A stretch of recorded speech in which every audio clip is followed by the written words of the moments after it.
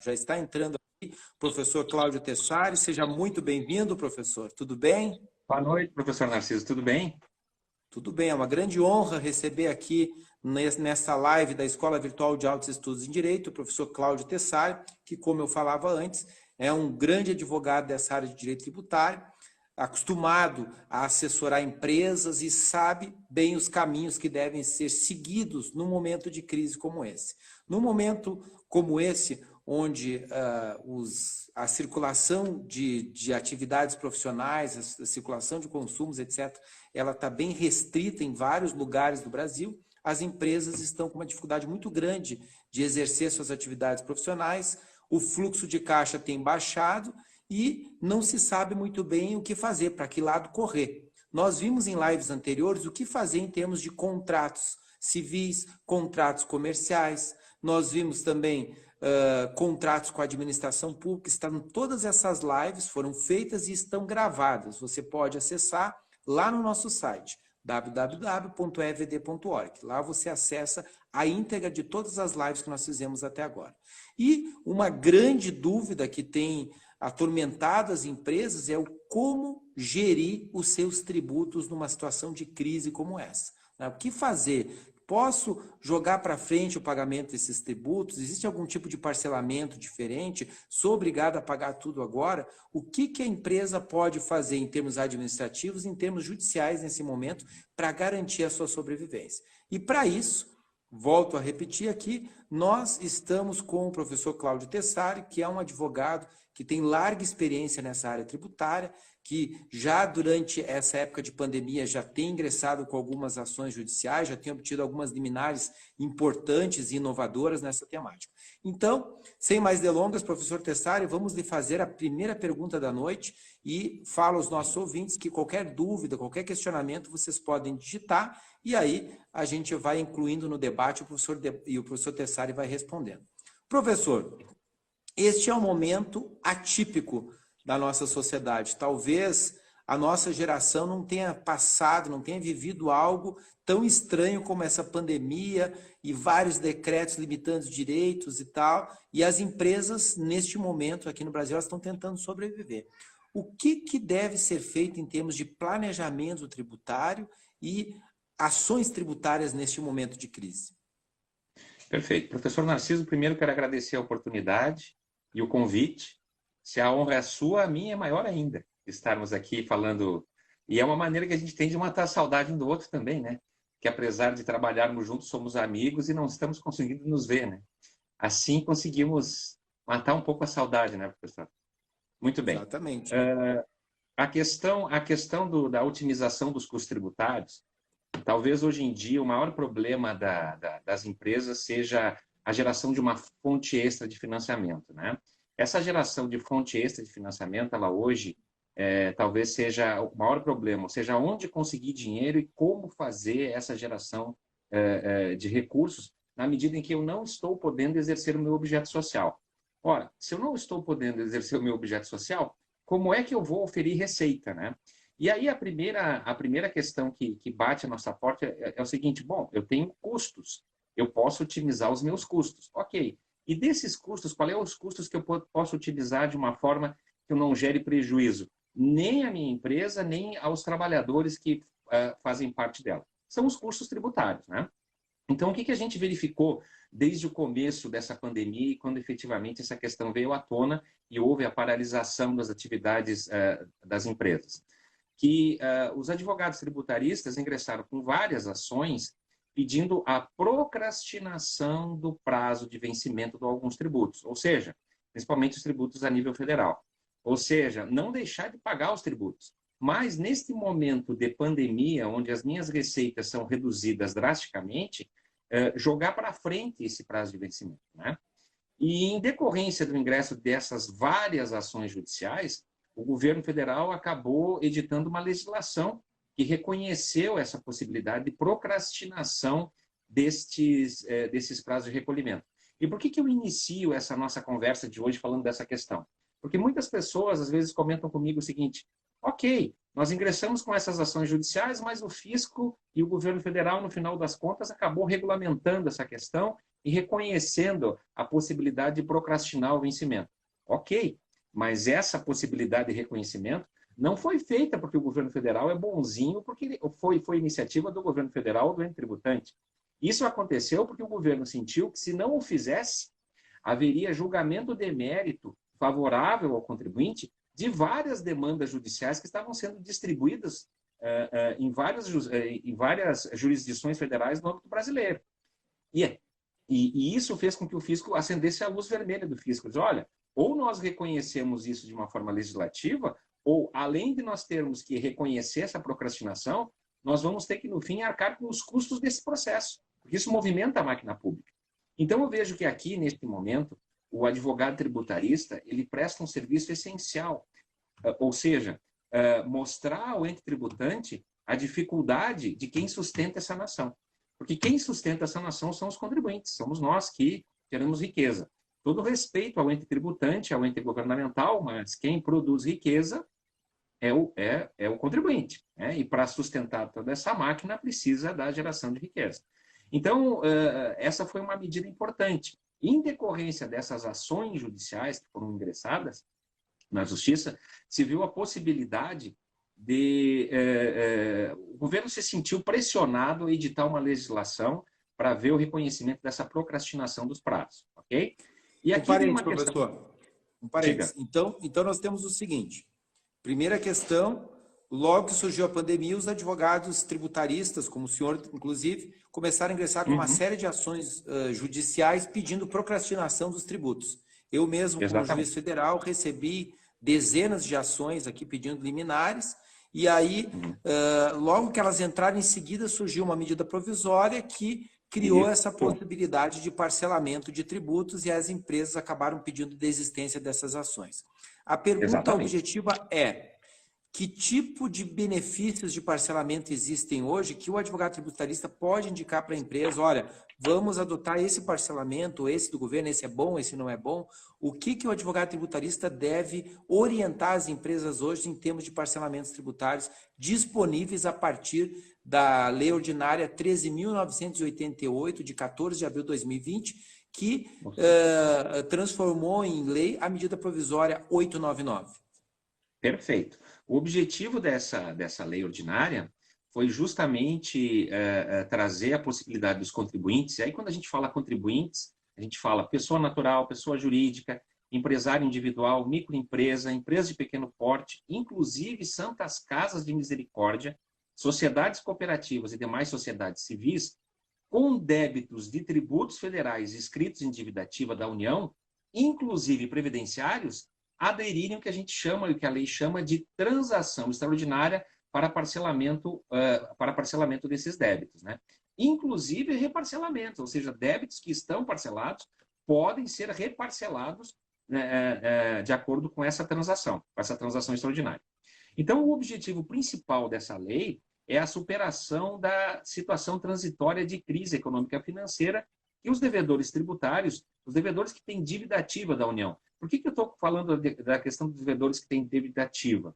Porque o nosso foco aqui é a dívida tributária, mas tem dívidas ativas que não são de natureza tributária. Então, simplesmente para deixar claro que, não obstante o nosso foco aqui ser tributo, as dívidas que são de dívida ativa da União que não são de natureza tributária também podem ser inseridas nesse parcelamento, né? Então, uma dúvida com relação a esse ponto, professor. Veja bem, a empresa ela vem pagando seus tributos em dia, mas ficou com dificuldade de pagar os tributos agora nos próximos meses. Ela consegue se beneficiar dessa lei ou não consegue porque ela não tem nada inscrito em dívida ativa? Exato, essa é uma questão que eu esclareci agora. Realmente, essa é uma questão importante. Não, esse parcelamento, que na realidade não é um parcelamento, né? É uma transação extraordinária. Ele vale para aquelas empresas que estão com dívida inscrita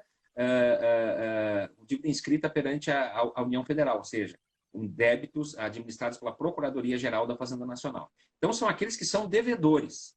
As empresas estão devendo. Quem está devendo, já estava devendo, teve a sua situação agora com o coronavírus muito piorada, né? A situação ficou mais complicada. Então, esse parcelamento, essa transação, ela visa efetivamente possibilitar essa essa possibilidade de pagar com descontos de forma parcelada, né?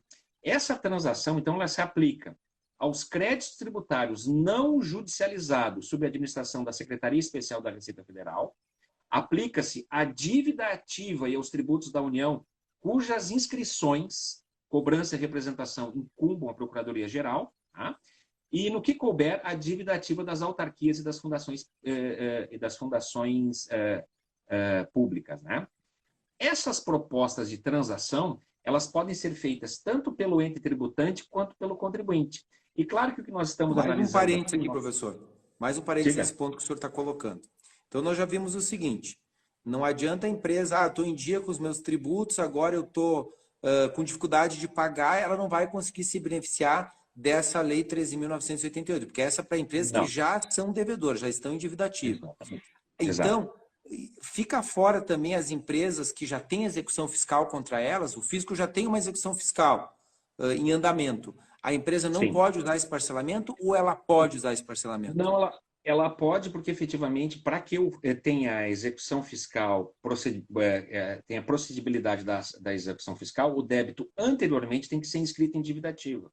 Então, quando eu digo débito no mínimo inscrito, leia-se o débito no mínimo inscrito em dívida ativa. Então, óbvio que para fazer a execução fiscal, posteriormente eu tenho que escrever o débito em dívida ativa. Então, quem está sob a égide de execução fiscal, sim, pode optar por esse parcelamento. Né? E quem entrou com a ação anulatória de débito fiscal, está discutindo o tributo e o processo está em andamento, pode usar esse... Se estiver preenchendo o requisito do débito inscrito em dívida ativa, efetivamente pode. Mas não podemos esquecer que, neste caso, terá que peticionar nos autos do processo e renunciar ao direito sobre que se funda a ação, né, e a qualquer recurso, como qualquer medida que trata de reparcelamento ou de condição especial de pagamento exige que se faça isso, que se abra mão ao direito sobre que se funda a ação, ou seja, que se está discutindo, né? Importante aqui ressaltar o seguinte, as propostas de transação, elas podem ser feitas tanto pelo contribuinte quanto pelo ente tributante. E parece aqui uma dicotomia, tá? Mas o ente tributante vem para o contribuinte e faz uma proposta de transação? Sim, porque existem débitos que são de difícil pagamento. E o fisco se dá conta disso, olha, eu vou ter mais dificuldade para receber, ou... E aqui, lógico, aqui também se adequa aquelas hipóteses onde o fisco sabe que vai perder a ação judicial. Onde ele sabe que a decisão judicial a ser proferida logo adiante é para o contribuinte. Então, o que ele faz? Ele faz uma proposta para o contribuinte dizendo, olha, eu sei que você vai ganhar essa ação judicial, mas sei também que você precisa gerar um fluxo de caixa emergencial agora. Então, vamos fazer essa transação onde eu vou estabelecer algumas condições especiais para você pagar esse tributo e você abre mão da demanda judicial.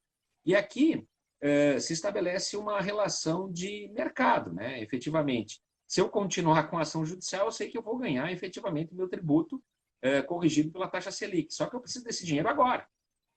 Então, o fisco também se dá conta disso e também se usa da própria transação que efetivamente ele dá direito ao contribuinte para que ele também possa fazer isso, né? Essa lei, ela trouxe, ela regulamentou uma medida provisória, a transformação de uma medida provisória em lei. E essa medida provisória, era a 899, ela tratava dessa temática e fazia a previsão de que para que eu pudesse ingressar nessa transação, eu teria que dar uma entrada de 1% do valor total dos débitos a serem transacionados em até 3 vezes e, no caso de reparcelamento, até 2%. E aqui uma questão importante. O texto dessa legislação, que foi publicado no Diário Oficial de ontem, ela não traz previsão de entrada para fazer esse parcelamento, essa transação. Eu estou me policiando aqui para não falar em parcelamento, porque a lei fala em transação.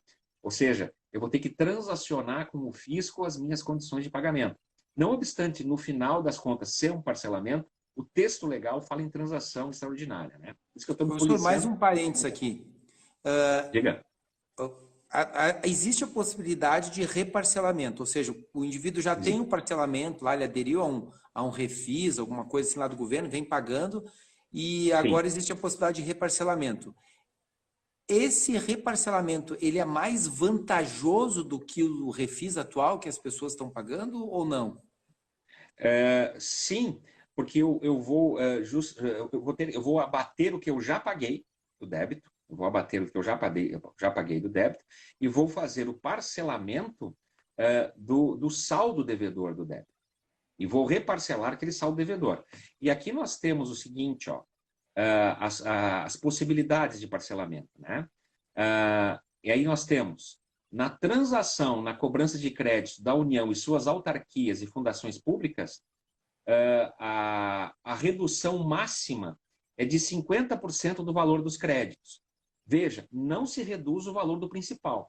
Porque sempre que nós falamos de crédito tributário, nós vamos ter o principal, encargos, multas e juros. Tá?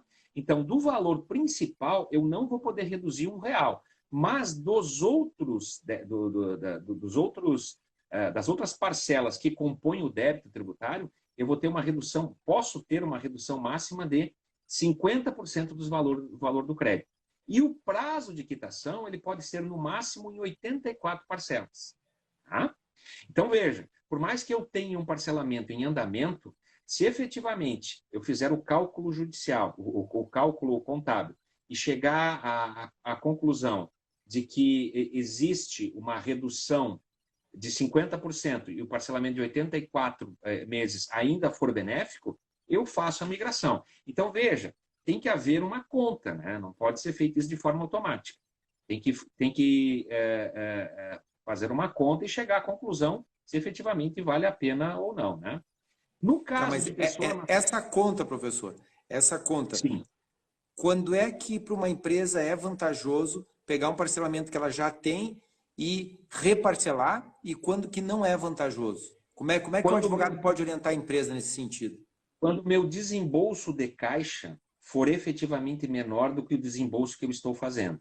Este é um critério a ser analisado, porque esta lei aqui, ela traz outros critérios importantes. Ela possibilita, por exemplo, que eu faça a substituição de garantias. Porque, veja, o texto original da lei, ele não fala que eu tenho que efetivamente dar uma entrada e diz, para fazer a transação, e diz que eu posso efetivamente fazer a inclusão de débitos que já estão parcelados, né? E o texto legal diz que eu posso substituir as garantias, porque sempre que efetivamente nós oferecemos uma garantia de um débito e fizemos o reparcelamento, essa garantia ela é mantida. Esta legislação aqui, ela me dá a possibilidade de eu oferecer substituir essa garantia. E por que isso é tão importante quanto eu analisar o meu desembolso de caixa? Porque, veja, se eu tenho um bem que está no meu ativo disponível na minha contabilidade e eu posso vender esse bem e fazer o caixa que eu preciso para enfrentar essa pandemia, essa crise, e esse bem está garantindo um débito que já está parcelado ou já está executado, eu posso, com base nessa lei, liberar esse bem e efetivamente fazer a alienação desse imóvel. Então, veja que a questão, para que eu analise se é vantajoso ou não, ela não passa só sobre o aspecto de que efetivamente existiria ou não a vantagem financeira. Eu tenho que analisar outra questão, que é a questão efetiva de que eu posso liberar bens. Eu posso liberar bens. E isso é importante, por exemplo, no momento de agora, eu vou conseguir um financiamento bancário. Evidente que os bancos, para darem financiamento bancário, eles vão querer garantias. E essas garantias de bens que estejam livres, desembaraçados de qualquer ônus. Com base nessa lei, eu posso analisar essa questão. Bom, eu vou trocar as minhas garantias. E o artigo dessa lei que fala dessa questão, do oferecimento de garantia, ele diz que pode ser oferecido qualquer tipo de garantia, inclusive, e isso eu achei muito importante no texto legal, inclusive de débitos, de créditos tributários em favor do contribuinte que já estejam reconhecidos de forma inequívoca no âmbito judicial a seu favor. Então, veja, importante essa questão. Muito importante essa questão, porque eu posso efetivamente mudar a minha situação contábil e a minha situação financeira e a minha situação do meu caixa. Então, claro, isso não é uma receita de bolo. Isso efetivamente tem que ser analisado questão por questão, né? Eu vejo aqui, Professor, professor Narciso, que nós temos já aqui vem. a Cris Leme Souza. Nós temos um Aham. grande público, acho que grande parte do público hoje é feminino. Acho que é o professor, ele atrai assim, né? Lance um Ah, coraçãozinho para sim. o professor aí, meninas, para alegrar a vida do professor aí. Mas o público aqui é bastante feminino hoje. A É Cris um Leme perigo. Souza, ela Eu pergunta o quero seguinte, lembrar, mas professor, eu, eu quero lembrar o professor Narciso que eu tenho um espelho em casa, viu, professor? Não adianta. Não adianta. Eu a Cris agradeço, Leme mas eu. Souza, ela É. pergunta o seguinte, mas professor, e quem aderiu à transação ainda na vigência da medida provisória quando previa a entrada de 1%? O Essa é a contribuinte pergunta do pode se milhão. valer agora dessa lei que a medida provisória 899, ela diz o seguinte, ó, para aderir a esse parcelamento, você tem que dar 1% de entrada. Beleza. Isso. Quando foi convertido em lei agora, não tem mais essa exigência. Só É. que ocorreu que alguns contribuintes fizeram esse adiantamento de 1% e tal, etc. Ela pergunta, Uhum. e agora que a lei não prevê esse pagamento de entrada, tem algo que se possa fazer a respeito? O nosso sentimento é o seguinte, é Cris, né? Isso, né? Cris Lemos Souza. Aham. Tá. Cris, muito obrigado pela pergunta. A tua pergunta ela vem bem a calhar e no momento certo da nossa explanação aqui. Veja bem, ó, eu estou com essa situação com vários clientes. Vários clientes estão nessa mesma situação.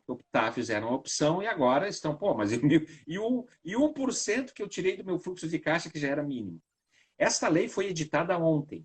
E no corpo dessa lei existe um artigo que diz que o Procurador-Geral da Fazenda Nacional poderá, poderá editar portaria ou ato legislativo correspondente que diga que estabeleça percentuais para adesão ao parcelamento.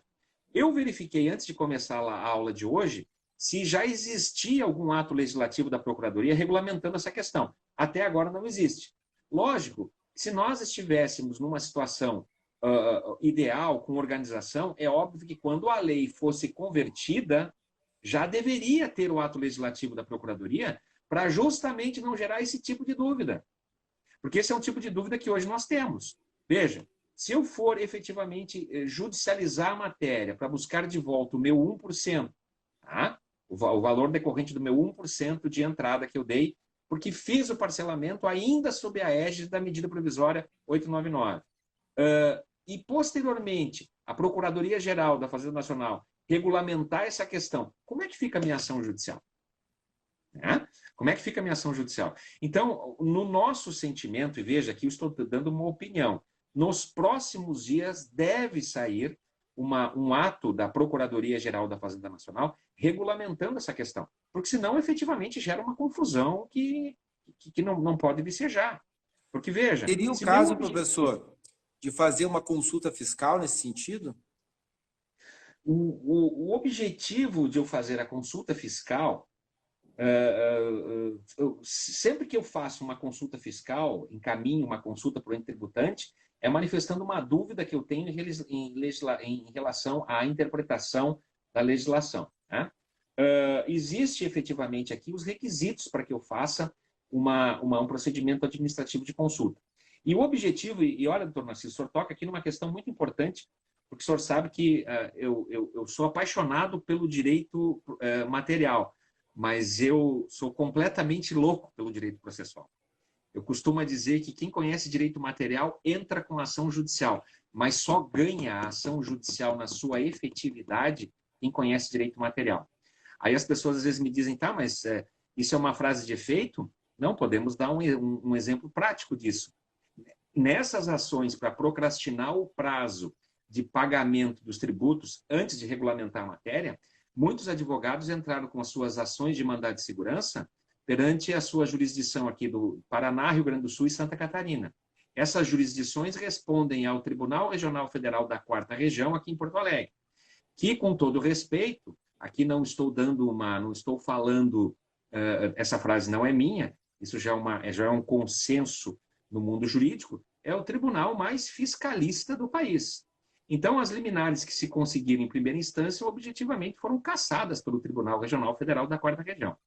E aí, quem conhece um pouquinho de processo, sabe que o artigo 109, parágrafo 2º da Constituição, diz que quando eu manejo a ação mandamental, eu efetivamente posso impetrar meu mandado de segurança na sede da autoridade coatora ou na capital federal, ou seja, em Brasília. Muito bem. Então, quem conhece um pouquinho de processo pensou o seguinte, olha aqui, ó, eu vou entrar com essa ação, vou ganhar essa liminar, já sei que vai para um tribunal que é o tribunal mais fiscalista do país. Não vai vicejar. O que eu faço, então? Entro com a ação em Brasília e me submeto ao TRF da 1ª Região, que confirmou as liminares.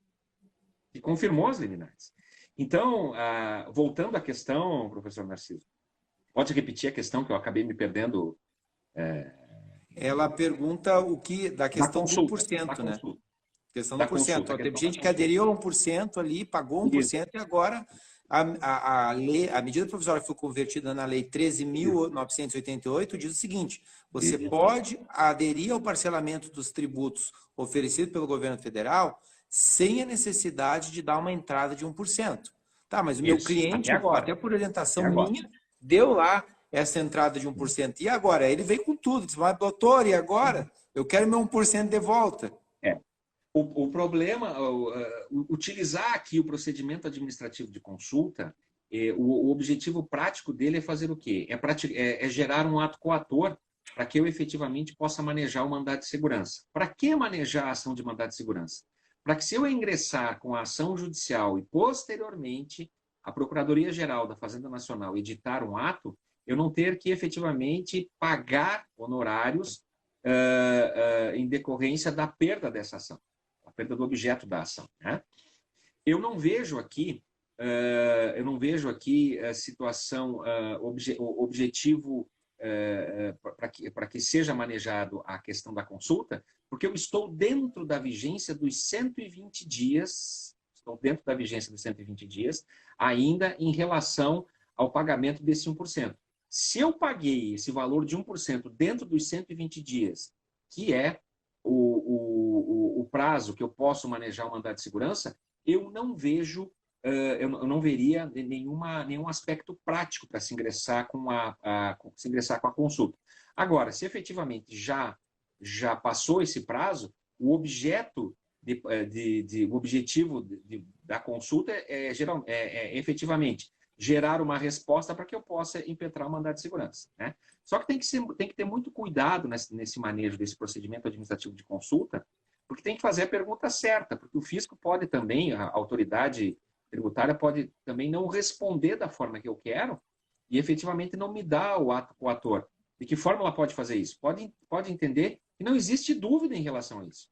Não existe dúvida porque havia previsão anterior e agora não existe previsão. Então, se eu fiz o pagamento do 1% sob a égide da MP, eu tenho que efetivamente seguir a legislação que estava em vigor naquela época. E agora não. Se ele responder desta forma, ok, muito bem, ele me dá a coatoria, que é o ato que eu preciso para entrar com o mandado de segurança. Então, veja bem, é o direito material andando junto com o processo, né? E esse é o momento em que a gente tem que estar com as duas coisas muito claras para efetivamente poder orientar os clientes de forma efetiva e trazer resultado para eles, né?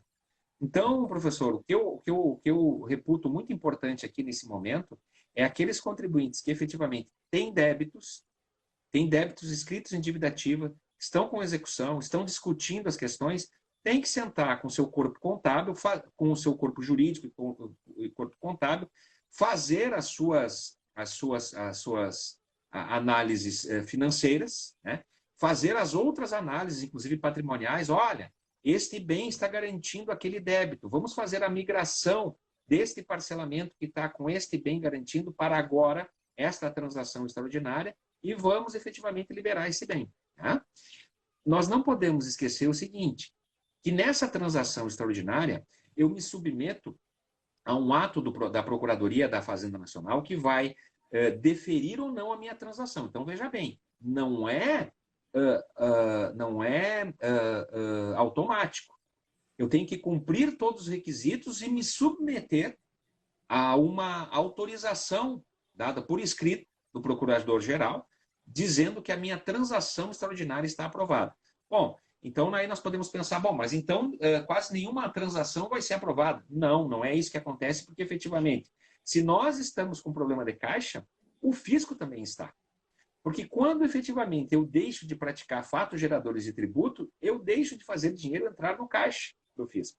Então, quando eu faço essas transações, eu não trago um benefício só para o contribuinte, eu trago um benefício também para o ente tributante. Né? Então, a tendência é que se eu fizer uma proposta de transação que guarde proporcionalidade, com o que eu preciso e com o que o fisco deseja, eu efetivamente vou conseguir ter deferida a minha transação. Né?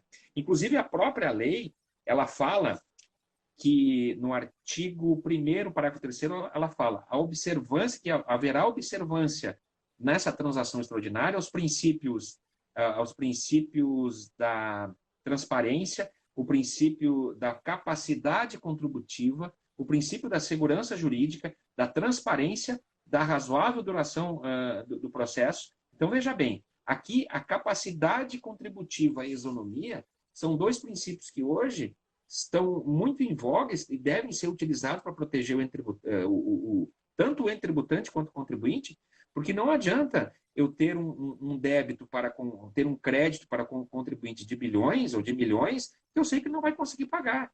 Então, vou fazer uma transação, vou reduzir aqui nesses percentuais que estão previstos e vou colocar dinheiro no meu caixa para fomentar a política pública.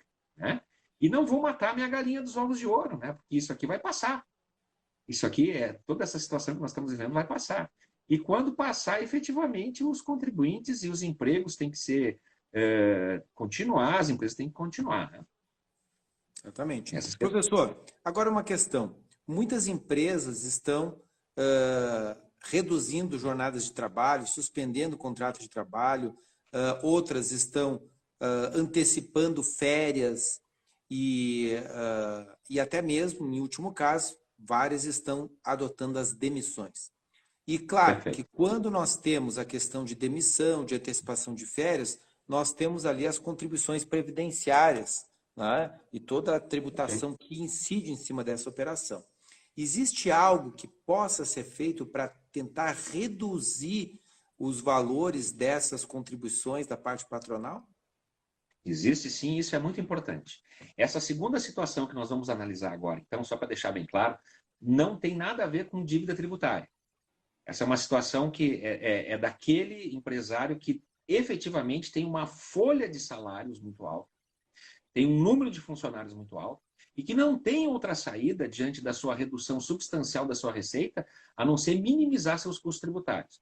Então, o que o empresário pensa no primeiro momento? Bom, vou suspender os contratos de trabalho, vou dar férias coletivas e vou efetivamente tentar passar essa pandemia com base na legislação federal que determinou a procrastinação do recolhimento da contribuição previdenciária à parte patronal, que na sua grande maioria é de 20% sobre a folha de salários, a não ser que eu esteja no regime especial de tributação, e daí muda essa questão, mas a grande maioria dos contribuintes é sobre 20% sobre a folha de salários, né? 20% sobre a folha, essa é a contribuição previdenciária à parte patronal. O que é importante que nós nos demos conta aqui?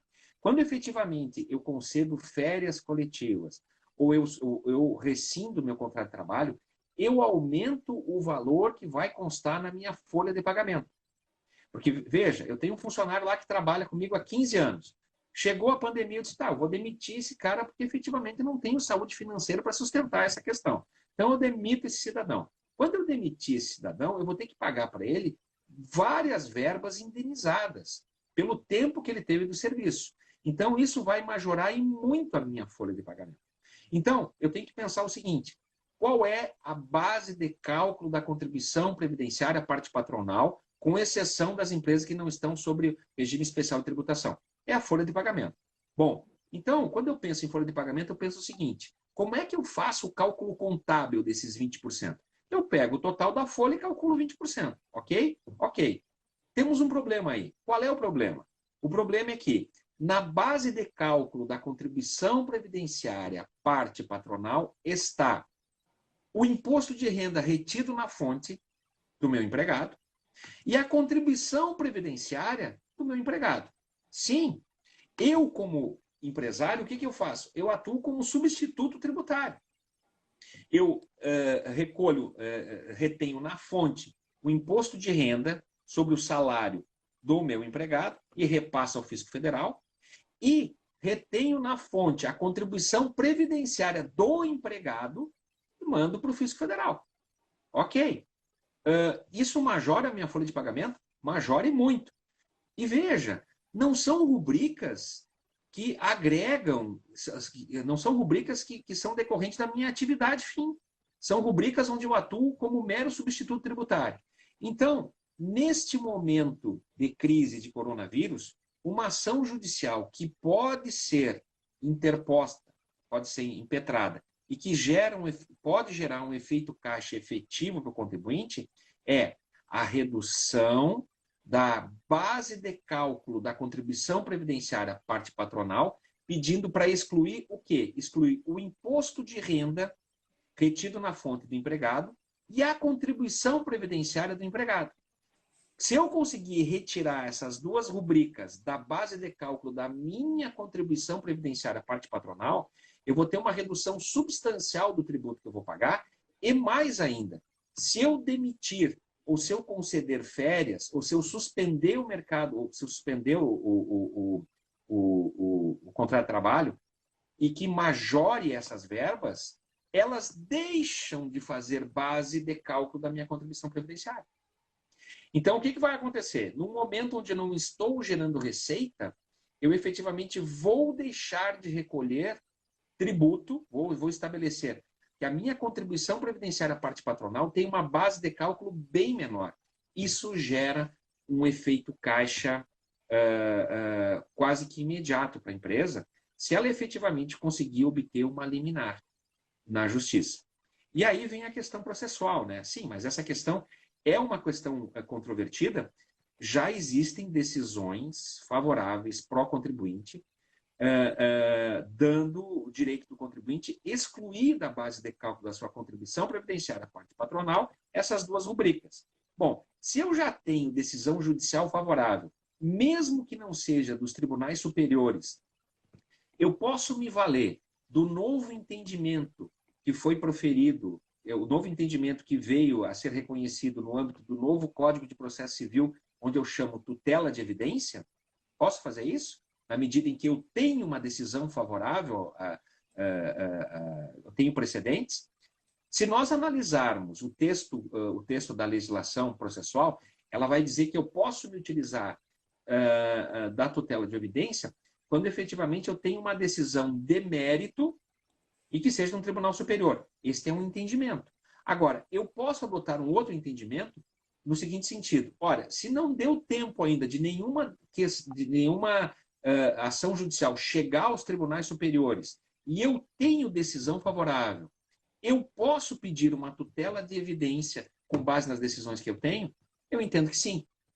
E lógico que além de fazer o pedido de tutela de evidência, eu faço alternativamente um pedido de liminar.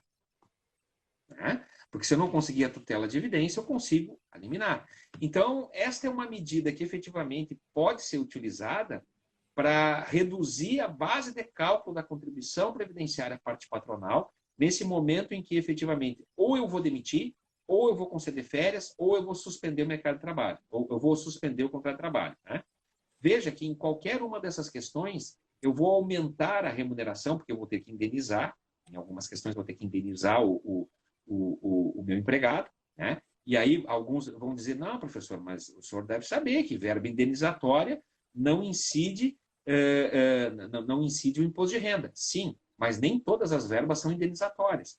E na totalização da folha, quem conhece o cálculo da tributação da folha de pagamento, sabe que por mais que não incida para o empregado, na declaração de imposto de renda pessoa física do empregado, eu tenho que declarar o que eu retive para passar o fisco. E o que eu declarei, o que eu retive de imposto de renda pessoa física para o meu empregado é o valor total. Então, veja que essa é uma ação judicial que pode reduzir substancialmente a carga tributária nesse momento, que é um momento de bastante crise. Então, a tese principal nessa ação tributária seria, o senhor está propondo aí um mandado de segurança ou o senhor está propondo Sim. uma ação ordinária? Sempre um mandado de segurança. Enquanto não se tem correr uma o risco decisão... de pagar honorários.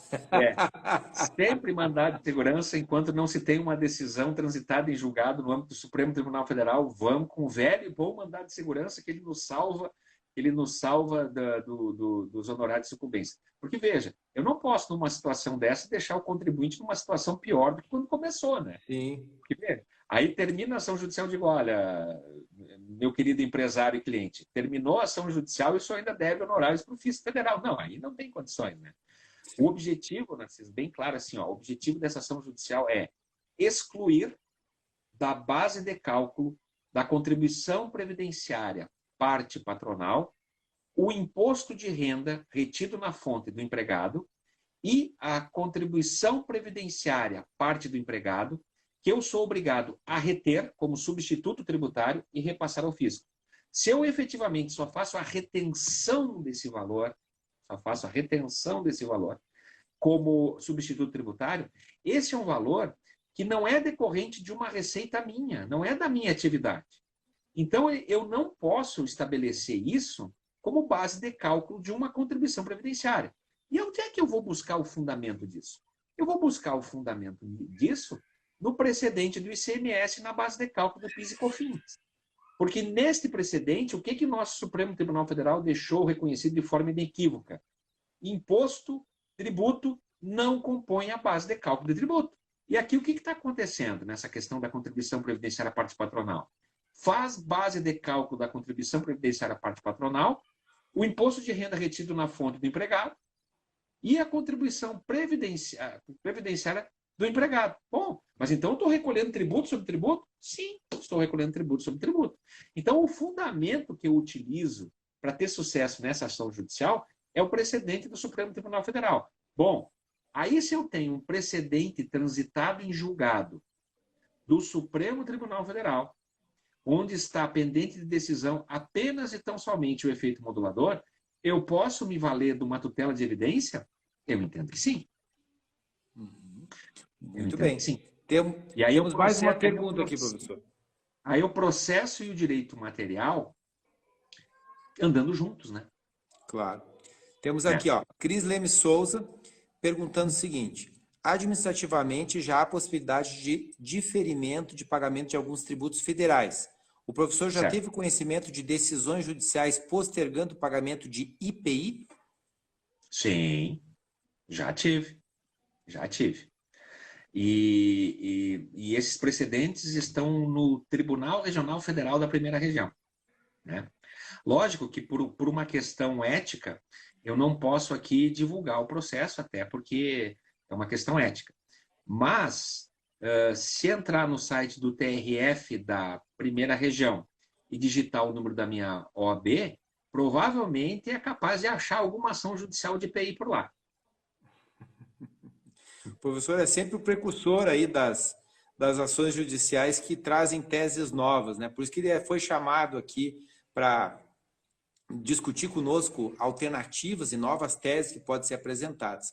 E quero lembrá-los do seguinte: a Escola Virtual de Altos Estudos em Direito, cujo site é evd.org, ela que está aqui, eu acabei de colocar para vocês, ela tem ali gravado todas as lives que nós fizemos sobre vários assuntos. Essa live de hoje também, então se alguém chegou depois dela já ter iniciado, você pode acessar amanhã, já vai estar no final do dia disponível lá, você vai poder assistir a íntegra dessa discussão que nós tivemos hoje.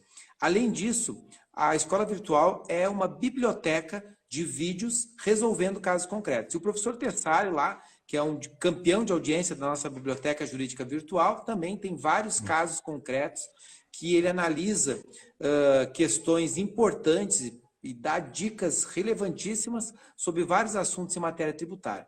Você tem a possibilidade, durante essa época de pandemia, uma cortesia que a Escola Virtual está fazendo, de acessar gratuitamente por 7 dias todos os casos concretos da nossa escola virtual. Então, você se cadastra lá e tem condições de acessar toda a biblioteca, acessar os casos concretos e resolver aquele problema do seu processo. Estamos chegando ao final da nossa live, professor. Quero agradecer aos nossos ouvintes aqui, agradecer ao professor Cláudio Tessari, grande figura, importante, precursor de novas teses tributárias, nosso coordenador científico da área de tributário da Escola Virtual de Altos Estudos em Direito, e deixo com o senhor as palavras finais para o encerramento da nossa live, professor. Professor Narciso, as minhas palavras finais são de preocupação com o que vem pela frente nas decisões proferidas no âmbito do Supremo Tribunal Federal.